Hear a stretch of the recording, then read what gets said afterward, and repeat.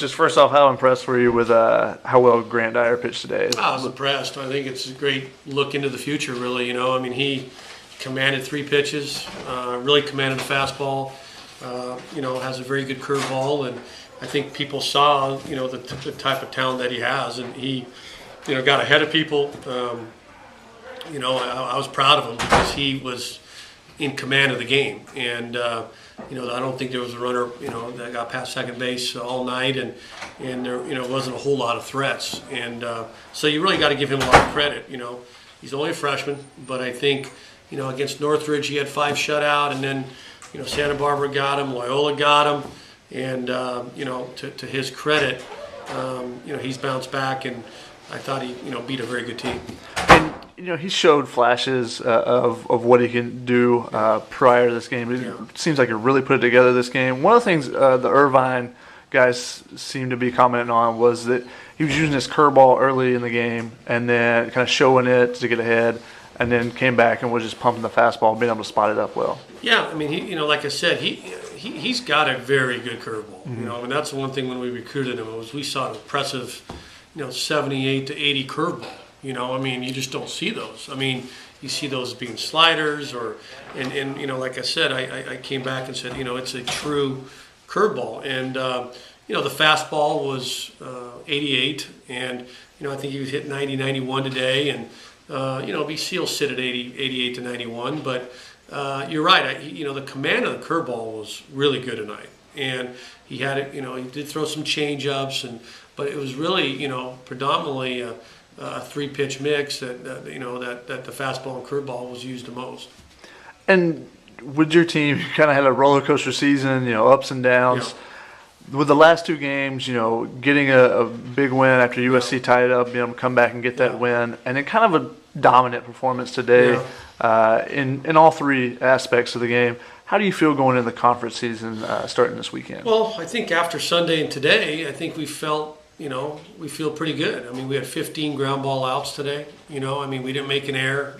We still have some very young players. I thought Chatterton played very well at short, and Persico played well at second. And, Shane Zeile's probably been our best player all season. And so, this game can change so fast. And, we lose to Loyola, we lose to Pepperdine, we lose to Houston in a tough game.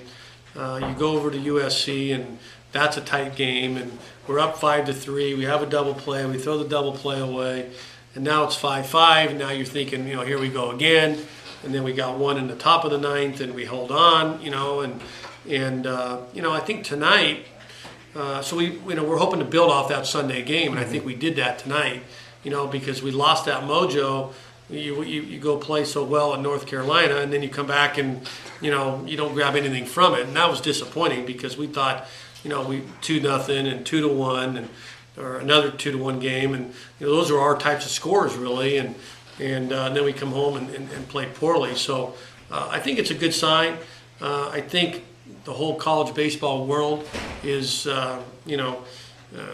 tight right now. I think the parity is probably at an all-time high. So it's there's no time to get too excited, but I think we can be positive, and we're 9-7 and going into Cal, and the last 2 games, we beat a USC team that was 8-0 at one time, and then we beat an Irvine team that won 10 in a row. So like you said, I thought we commanded the game pretty well tonight, and I think it shows that we can play at that level. And you got to be thrilled to see David Berg coming in, and it looked like he really had his slider today.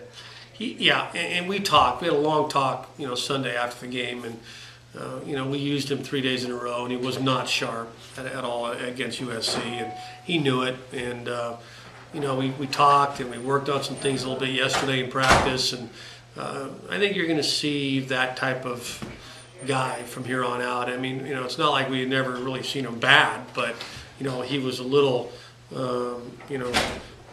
not himself for sure on Sunday, and we brought him in the 7th inning because we needed to win, and you can't bring a guy like that early into the game. It's just not fair for a guy that gets used that much to be brought in the game. But when you lose 3 in a row, and he wants to do it, and we did it, but ideally he's an 8th or 9th inning guy for sure. And today was really, we need to get good starting pitching. When we do that, we're pretty good.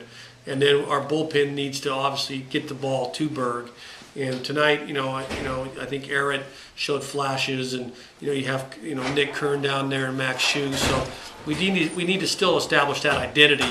The season's still young. It's 16 games into a 56 game schedule. So there's no panic, and but we're adjusting and seeing what we have, and we know we have to get better, and I think that's pretty clear. But I think tonight, if anybody went to the game and saw us play, and Dyer's a freshman, and he was pretty good. I think he could have beat a lot of teams tonight, the way he pitched, and so there's something that we can grab and be positive about. And then looking on the offensive side of the ball, Shane Zeile was Pac-10, Pac-12 Player of the Week this week. You said a couple weeks ago that you really needed him to step up, and you didn't want to put any extra pressure on him. But he's really, fulfilling that right now. Yeah. What has he done to really take his game to the next level and be a guy in the middle of the lineup for you? Well, he's confident. He's using the middle of the field. He's seeing the ball, offensively. And he's scoring the ball up. All those things add up to success a lot of times. And he's not trying to pull the ball. He's not swinging at bad pitches. He's getting good hitters counts, and he's locked in, as you would say. And he's a converted shortstop that helped us win a national championship last year and caught over 60 games. So he's done such a good job making that transition.